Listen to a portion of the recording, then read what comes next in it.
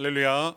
하나님의 사랑과 풍성하신 은혜와 넘치는 축복이 그리스도 예수 안에 있는 사랑하는 우리 모든 성도님들과 가정과 우리 자녀들 가운데 함께하기를 그리스도 예수의 이름으로 간절히 축원합니다. 오늘은 창세기 12장 1절로 9절까지의 말씀을 통해서 함께 하나님의 은혜의 말씀을 전하고 나누기를 원하는데요. 오늘 1절 말씀에 보니까 1절 말씀은 이렇게 시작합니다. 여호와께서 아브라함에게 이르시되 너는 너희 고향과 친척과 아버지의 집을 떠나 내가 내게 보여줄 땅으로 가라 라는 말씀.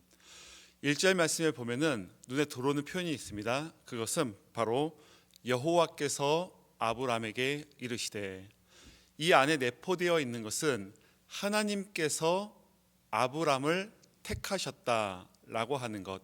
하나님께서 이제 원 역사가 끝마쳐지고 이제 족장의 역사로 넘어감에 있어서 한 사람을 택하시는데 그 사람의 이름이 바로 아브라함이라고 하는 것.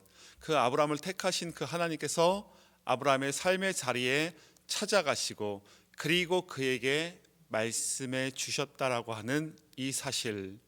하나님께서 참 많고 많은 사람 가운데에서 한 사람을 택하시고 그 한 사람을 택하셔서 말씀하시고 그 말씀을 통하여서 하나님께서 이루고자 하실 하나님의 뜻을, 하나님의 계획을, 하나님의 섭리를 이루어 가심을 우리는 보게 되는데, 하나님께서 아브라함에게 뭐라고 말씀하시는가? 너는 너의 고향과 친척과 아버지의 집을 떠나서 내가 너에게 지시할 땅으로 가라. 하나님께서 아브라함에게 부탁하시는 것이 아니에요. 혹은 권면하시는 것도 아니고 가라, 확실하게 명령하시죠. 아브라함의 입장에서 두 가지 마음이 들지 않았을까요? 이 음성을 들었을 때 찾아오는 두 가지의 마음은, 첫 번째는 의심, 그리고 또 하나는 미련이 남지 않았을까요? 먼저 의심, 가라고? 가도 될까? 갔을 때 어떤 좋은 게 있을까? 우리도 삶의 자리에서 그럴 때 있잖아요. 하나님께 예배하고 하나님을 찬양하고 하나님의 사람답게 살고자 노력하고 참 애쓰고 발버둥 치면서도 한편으로는 이게 진짜 이루어질까? 이게 응답받을 수 있을까? 이것이 고침받을 수 있을까? 끊임없이 내 안에서 찾아오는 의심이라고 하는 것. 안 될 것 같은데, 길이 안 열릴 것 같은데, 고침 못 받을 것 같은데, 찾아오는 의심이 아브라함 마음속에도 있지 않았을까요? 가도 될까? 가면 뭐 좋은 게 있을까? 그러한 마음. 그리고 또 한 가지는 미련이라고 하는 것. 지금까지 아브라함은 자기의 삶의 자리에서 부족함 없고 모자람 없이 어떻게 보면 굉장히 편안하고 안락한 삶을 살았는데, 새로운 길을 떠남에 있어서, 새로운 곳에 나아감에 있어서 내려놓아야 할 것이 너무 많아요. 포기해야 될 것이 너무 많고, 그러다 보니까 미련이 남는 거죠. 그래서 자꾸 뒤를 돌아보고자 하는, 우리도 일상에서 그렇잖아요. 무언가 하나님의 사람답게 살아보고자 애쓰고 힘쓰고 노력해야 되는 것을 잘 알고 있습니다. 그러기 위해서 내려놓아야 할 것이 있고 포기해야 될 것이 있는데, 자꾸 내려놓지 못하고 포기하지 못하고 뭐가 남아서 그런 걸까요? 미련이 남아서. 사실 오늘 아브라함에게 새로운 땅을 향해서 나아가라 라고 하는 하나님의 명령은, 그리고 하나님의 이 말씀은 아브라함의 삶에 있어서 두 가지를 끊어내라 라고 하는 이 말씀 아닐까요? 의심과 미련. 그 의심과 미련을 끊어내고 하나님의 뜻에 순종하면서 나아갈 때에 하나님께서는 2절 말씀에서 뭐라고 말씀하시는가? 내가 너로 큰 민족을 이루게 할 것이고, 그리고 너에게 복을 주어서 내 이름을 창대하게 할 것이고 너는 복의 근원이 될 것이다 라고 하는 하나님의 축복의 말씀이 기록이 되어져 있습니다. 내가 너로 큰 민족을 이루고, 내가 너로, 너에게, 너는, 2절 말씀에 너라고 하는 표현이 이 짧은 문장 안에 4번이 기록이 되어져 있다고 하는 것입니다. 말씀을 묵상하며 그런 마음이 드는 거죠. 여기에다가 우리의 이름을 한번 넣어보는 거예요. 내가 태옹이로 큰 민족을 이루고 태옹이에게 복을 주어서 태옹이의 이름을 창대하게 하리니 태옹이는 복의 근원이 될 것이다. 여기에 우리의 자녀들의 이름을 놓고 같이 기도해 보는 거죠. 하나님, 우리의 자녀가, 우리의 아들과 우리의 딸이 이러한 복의 근원이 되기를 원합니다.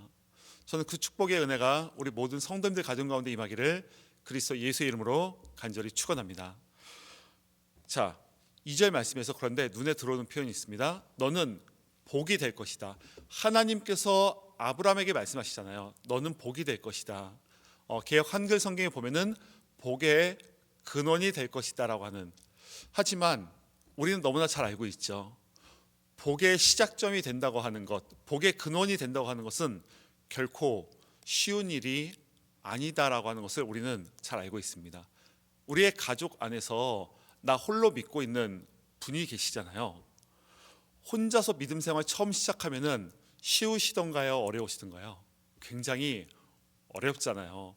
마음 고생도 많이 해야 되고, 무언가 처음으로 혼자 시작한다라고 하는 것은 굉장한 힘듦이 있고 어려움이 있고 눈물이 있고 때로는 고통이 따르고, 그걸 너무나 잘 알고 있습니다. 그런데 하나님께서는 아브라함에게, 새로운 길을 떠나는 아브라함에게 너는 복이 될 것이다, 복의 근원이 될 것이다 라고 말씀하시는 이 말씀을 묵상하면서 그러한 마음이 드는 거죠. 어떤 마음인가 하면은 하나님께서 택하시고 하나님께서 자녀 삼아 주시고 하나님께서 찾아가셔서 하나님께서 말씀하시고 하나님께서 나와 동행하고 있음이 하나님께서 우리에게 주시는 복인 줄로 믿으시기 바랍니다. 다른 문제의 해결도 물론 은혜고 복이죠. 그런데 진짜 복은 나의 삶의 자리에서 나와 함께 하시고 나와 동행하시고 나를 붙들고 계시고 나를 인도하시고 하나님께서 이루고자 하실 하나님의 섭리가 있는데, 하나님의 섭리살이를 살아갈 수 있는 섭리살이의 그 인생을 살아갈 수 있도록 나와 함께 하시고 동행하심이 하나님의 복인 줄로 믿습니다. 하나님께서 아브라함에게 약속하시는 것은 다른 것이 아니에요. 내가 너를 택하였고 내가 너를 자녀 삼았고 내가 너를 인도할 것이고 내가 너를 붙들 것이고 내가 너와 함께 할 것이다. 약속하신 그 하나님께서는 오늘 이 새벽을 깨워 기도하는 우리 사랑하는 성도님들을, 그리고 우리의 자녀들을 하나님께서 붙드시는 하나님, 그리고 하나님 동행하시는 하나님, 그리고 가장 선한 길로 인도하시는 하나님 되심을 믿으시기 바랍니다. 오늘 이 한날도 하나님께서 우리에게 말씀하신 끊어내야 할 것 확실하게 끊어내고 하나님 말씀 앞으로, 그리고 하나님의 섭리, 하나님의 뜻을 바라볼 수 있는 하나님의 사람으로 살아가며 쓰임받는 우리 모든 성도님들, 특별히 우리의 모든 자녀들이 다 되기를 그리스도 예수의 이름으로 축원합니다. 우리 함께 기도하겠습니다. 할렐루야. 사랑하님 감사합니다. 하나님께서 아브라함에게 말씀하여 이르시되 너는 복이 될지라.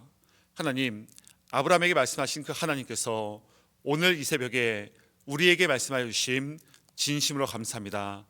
오늘 이 시간 하나님 앞에 예배할 수 있는 것이 우리의 복이요, 하나님께서 택하시고 자녀 삼아 주심이 복이고, 하나님께서 나를 통하여서 일하실, 하나님께서 계획하신 그 뜻을 이루며 살아갈 수 있는 것이 하나님께서 나에게 주신 복인 줄로 믿습니다. 하나님, 이 한날도 하나님과 동행하게 하시고 하나님의 섭리를 바라볼 수 있는 섭리살이의 인생을 살아가는 복된 인생, 복된 하루 되게 하여 주시옵소서.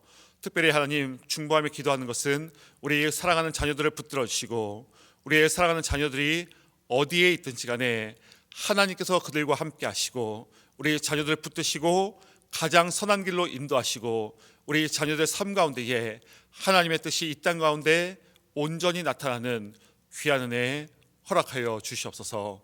오늘 이 한날도 우리 모두 함께 하실 주님의 그 이름을 찬양하며 감사드리며 예수 그리스도의 이름으로 축복하며 기도하옵나이다.